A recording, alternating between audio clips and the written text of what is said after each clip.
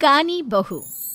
किशोरी लाल जी के बेटे राघव की शादी की बात जगह जगह चल रही थी, लेकिन किशोरी लाल जी को कोई लड़की पसंद ही नहीं आती थी। और उसकी एक ही वजह थी, किशोरी लाल जी का लालची होना।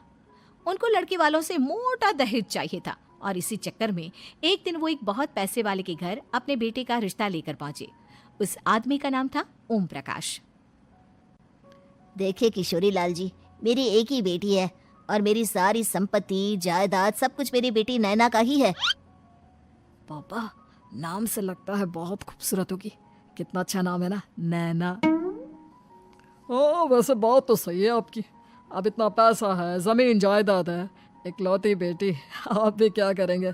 सब कुछ उसे ही देंगे ना। बिल्कुल ठीक पहचाना आपने।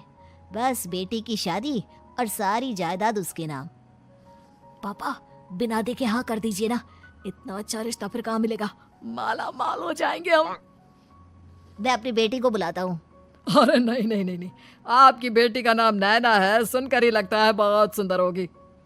रहने दीजिए अंकल, मैं तो आपकी बेटी के नाम से ही इतना खुश हो गया हूँ कि उसे बिना देखे शादी करने को तैयार हूँ। अब तो मैं उसका चेहरा सीधे शादी के बाद ही देखूंगा। और इस तरह राघव नैना का चेहरा नहीं देखता और उससे शादी कर लेता है। शादी के बाद अपनी सुहाग रात पर जब राघव नैना का घूंघट उठाकर देखता है तो नैना की आंखें बंद थी।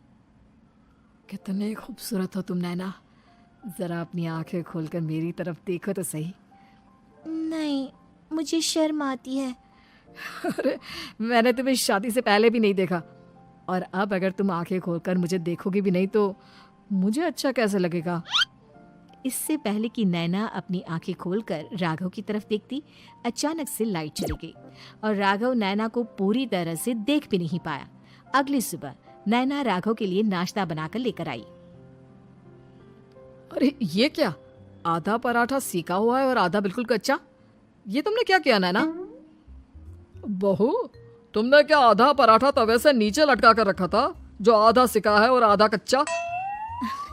मुझे जितना दिखेगा उतना ही तो सीखूंगी ना पापा जी। जहाँ जहाँ मुझे नजर आ रहा था वहाँ मैंने सीख लिया, जहाँ जहाँ नहीं दिखा वहाँ कच्चा रह गया होगा। इसका क्या मतलब है? ये कैसा मजाक कर रही है तुम? अरे बहू, तुमने इतना लंबा घूंघट क्यों लगाया हुआ है? देखो, हमारे घर में बहुओं को बेटी की तरह रखा जाता है, और फिर तुम तो इतना सारा माल लेकर आई हो। देखो, ये घूंघट डालकर रखने की कोई ज़रूरत नहीं है। हाँ नैना, पापा जी ठीक कह रहे हैं, तुम तो आराम से रहो, अपना ही घर समझो। नैना अचानक से अपना घूंघट उठा लेती है। अरे ये क्या पापा, नैना की तो एक आंख फूटी हुई है। नाम से नैना, लेकिन ये तो कानी बहू निकली। मेरे साथ धोखा हुआ है, धोखा। बिना दिखाए अपनी कानी लड़की मेरे संग ब्याह दी। मुझे कानी बीवी नहीं चाहिए। मुझे अभी ओम प्रकाश जी से बात करनी पड़ेगी। आखिर उन्होंने मेरे साथ ऐसा किया क्यों? अरे, आप लोगों ने ही तो पापा से कहा था कि आप लोग शादी से पहले मुझे देखना नहीं चाहते। अब मेरे पापा पर क्यों इल्जाम लगा रहे हैं? अरे लेकिन उन्हें बताना तो चाहिए था ना कि तुम कानी हो, एक आंख से तुम्हें दिखाई नहीं देता। किशोरी लाल और राघव नाराज होकर ओम प्रकाश को अपने घर बुलाते हैं। पापा जी, ये आपने क्या किया? शादी से पहले बताया क्यों नहीं कि नैना की आंखों में परेशानी है? अरे, आप ही ने तो लड़की देखने से मना कर दिया था। और लेकिन आप बता तो सकते थे। आपको तो हमारी बेटी की प्रॉपर्टी चाहिए थी, वो भी पूरी की पूरी। अब क्या हुआ अगर उसे आधा दिखाई देता है? प्रॉपर्टी तो आपको पूरी मिल गई ना। अरे ये क्या बात हुई? मेरी शादी प्रॉपर्टी से नहीं, आपकी बेटी से हुई है। अब ये तो पहले सोचना चाहिए था। तब तो मेरी प्रॉपर्टी देखकर तुम्हारी जुबान लप लपा रही थी। लेकिन मैं कानी लड़की को अपनी बीवी बनाकर नहीं रख सकता। पापा, कुछ करिए ना आप। हाँ, करता हूँ। देखिए ओम प्रकाश जी, आप हमारे साथ ऐसा नहीं कर सकते। और तुम देखो, अगर तुमने मेरी बेटी से शादी तोड़ी ना, तो जो भी प्रॉपर्टी मैंने तुम्हें दी है वो तो पूरी की पूरी वापस ले ही लूंगा, और आधी प्रॉपर्टी तुम्हारी भी लूंगा। अरे, मेरी आधी प्रॉपर्टी भला क्यों लेंगे आप? इसलिए क्योंकि मेरी बेटी को आधा नजर आता है और उसकी नजर अभी तक तुम्हारी आधी जायदाद पर ही पड़ी है। अब तुम उसे घर से निकालोगे तो कुछ तो लेकर जाएगी ना। और अगर हम आपकी बेटी को अपने घर की बहू बनाकर रखे तो? तो तुम्हारी पूरी प्रॉपर्टी तुम्हारी ही रहेगी, और जो मैंने तुम्हें दिया है ना उसमें से बस मैं आधा लेकर जाऊंगा। अरे लेकिन अब आप अपनी दी हुई प्रॉपर्टी में से आधी वापस क्यों लेकर जाएंगे? अगर मैं आपकी बेटी को अपनी पत्नी बनाकर रखने को तैयार हूं तो। इसलिए ताकि भविष्य में अगर तुम मेरी बेटी को धोखा दो तो उसके पास कुछ तो रहे जो पति का हो।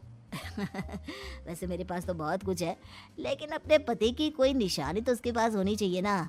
अब अगर तुमने मेरी बेटी को कहानी कहा तो तुम्हें प्रॉपर्टी भी कहानी ही मिलेगी, पूरी नहीं। जमाए राजा। किशोरी लाल और राघव समझ चुके थे कि वो बुरी तरह फंस चुके हैं और अब उनके पास वहां से निकलने का कोई चारा नहीं है। अब समझ में आया ना, लालच बुरी बला होती है। एक तो तुम्हें प्रॉपर्टी मिली, ऊपर से बीवी मिली, उसमें तुम्हें नखरे भी दिखाने हैं। आए बड़े, चुपचाप बैठो दोनों। कुछ दिनों के बाद नैना राघव की कार लेकर बाजार घूमने निकलती है और जब कार लेकर वापस आती है, ये क्या, एक तरफ से मेरी गाड़ी पूरी खराब हो चुकी है। लगता है तुमने मेरी गाड़ी को किसी दूसरी गाड़ी के साथ एक्सीडेंट किया है। अरे अरे, कितना बड़ा नुकसान कर दिया तुमने बहू। वो क्या है ना पापा जी, मुझे एक आंख से दिखाई नहीं दे रहा था, सामने से गाड़ी आ रही थी। मुझे तो सिर्फ आधा ही दिखाई दिया और वो गाड़ी मेरी कार से रगड़ते हुए निकल गई। अब मैं क्या करूं बताओ? आप इसे ठीक कराने के पैसे कौन देगा? तुम्हारे पापा। तुमने मुझसे इस तरह से बात की? अभी रुको। नैना राघव की शिकायत ओम प्रकाश को कर देती है। देखो राघव, अब जो मेरी आधी प्रॉपर्टी तुम्हारे पास थी ना उसमें से आधी और मैं लेकर जाऊंगा, क्योंकि तुमने मेरी बेटी को डांटा। अरे नहीं नहीं पापा जी, गलती हो गई, माफ कर दो। गलती की तो कोई गुंजाइश ही नहीं। अगली बार मेरी बेटी को डांटा तो बची हुई आधी में से आधी और ले जाऊंगा। लालच के चक्कर में हम दोनों ने बहुत बड़ी गलती कर दी बेटा। एक तो तुम्हें कानी बहू मिली और ऊपर से जो माल मिला वो भी काना। इस तरह राघव की हर एक गलती पर ओम प्रकाश उसकी प्रॉपर्टी का आधा आधा हिस्सा लेकर अपना सारा माल वापस ले गया और राघव को कानी बीवी से काम चलाना पड़ा। भाई लाल